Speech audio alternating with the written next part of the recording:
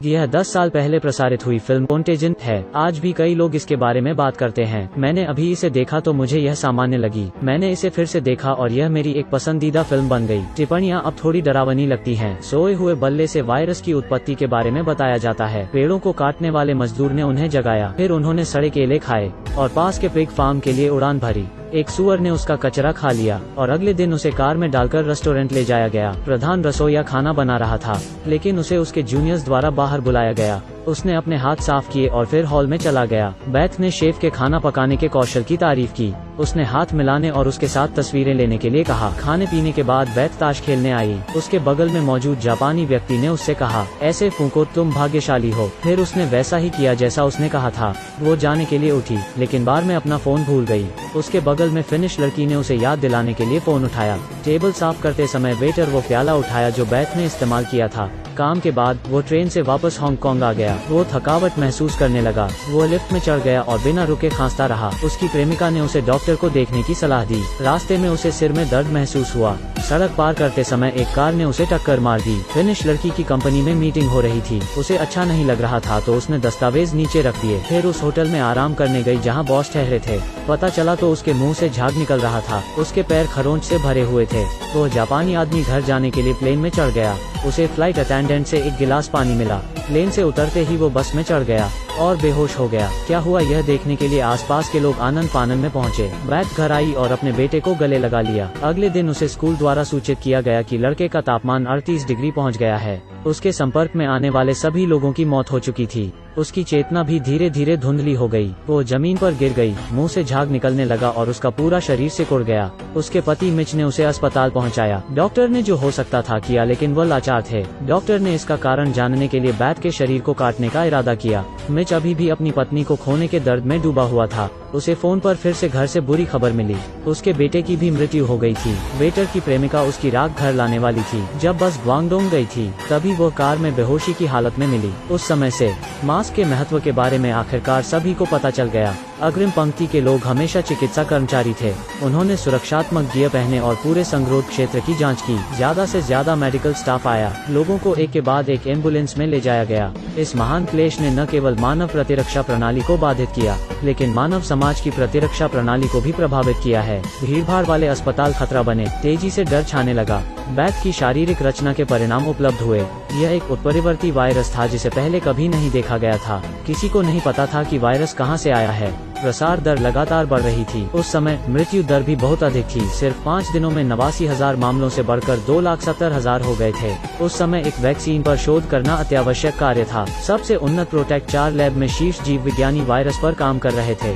वे एकत्र किए गए रक्त के नमूने के विश्लेषण के माध्यम से एक निष्कर्ष पर पहुंचे। वायरस में जानवरों और मनुष्यों के जीन थे। प्रत्येक नमूना लगातार अनियमित विविधताएं उत्पन्न कर रहा था। सबसे डरावनी बात यह थी कि इसे मानव शरीर के माध्यम से प्रेषित किया जा सकता था, लेकिन वैक्सीन अनुसंधान में कठिनाई सभी मानवीय अपेक्षाओं को पार कर गई थी। किसी ने सोचा मिच के संपर्क में आने वाले सभी लोगों की मौत हो चुकी थी, लेकिन मिच वो था जो एक संक्रमित व्यक्ति के संपर्क में आने के बाद सबसे लंबे समय तक जीवित रहा। जाहिर तौर पर उसके शरीर में एक प्राकृतिक एंटीबॉडी थी। जीव विज्ञानियों को भी वहां एक सफलता मिली। निश्चित रूप से मिच के शरीर में एंटीबॉडी थे जो वायरस को विभाजित होने से रोक सके हैं। उन्होंने अनगिनत कोशिशें की और वायरस पर परीक्षण किए। अंत में वैक्सीन अभी भी वायरस द्वारा निगल ली गई थी। शीर्ष जीव वैज्ञानिकों ने भी हार मान ली थी। विडंबना यह थी कि एक सेवानिवृत्त प्रोफेसर ने नियम तोड़े। संक्रमण के खतरे के बावजूद उन्होंने होम लैब में शोध किया। सिर्फ 3 दिनों में टीकों पर शोध किया गया है। वहीं उसे किसी मुआवजे की जरूरत नहीं है। उन्होंने स्वेच्छा से लोगों को परिणाम साझा किए,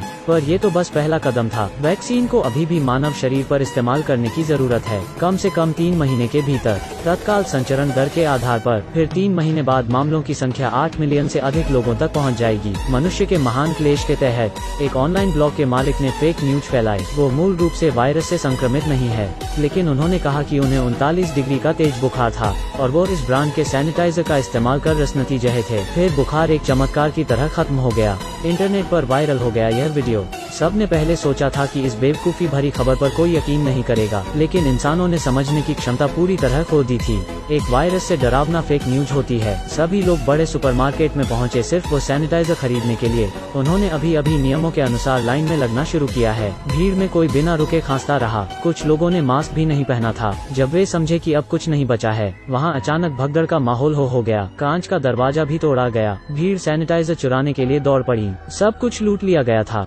गलियां भी अराजक थीं। सब आपस में झगड़ने लगे। हर जगह लोगों को संसाधनों के लिए लड़ते हुए देख सकते थे। यह सिर्फ 50 सेकंड का वीडियो था। सेना द्वारा सभी सड़कों को अवरुद्ध कर दिया गया। एक शख्स था जिसने सरकारी सुरक्षा से बचने के लिए आजादी को बहाने के तौर पर इस्तेमाल किया। मौतों की संख्या बढ़ती रही।